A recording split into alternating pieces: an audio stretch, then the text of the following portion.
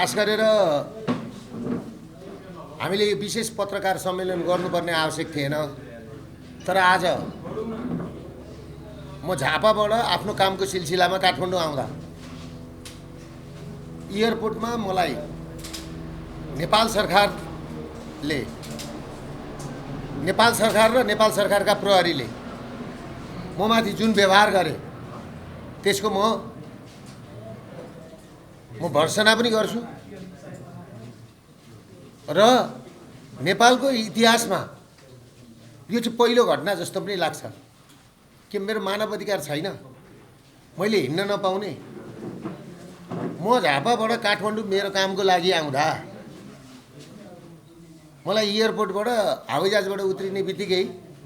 थपकसितले उनीहरूको गाडीमा राखेर मेरा अभियन्ता साथीहरू, नयाँ पार्टी खोल्न लागेका पार्टीका साथीहरू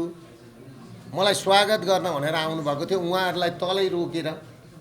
मलाई थपकसितले गाडीमा हालेर किडन्याप जस्तो गरेर बोल्न नदिकिन सडकको घरमा ल्याएर घरमा छोडिदिएर तपाईँ बाहिर ननिस्किनुहोस् है दुर्गाजी भनेर डिएसपीको कमान्डमा यहाँ ल्याएर मलाई छोडियो। म सम्पूर्ण देशमा रहने विदेशमा रहने सम्पूर्ण नेपालीहरूलाई म के भन्न चाहन्छु भने म वीरगञ्ज जाँदा वीरगञ्जमै समाउने, अस्ति जनकपुरमा गएको जनकपुरमा पनि समाउने भन्ने कुरो सुनेको थिएँ, तर त्यहाँको माहौल देखेर डराए यिनीहरू। अहिले पक्रेर हिरासतमा राख्ने भन्दा पनि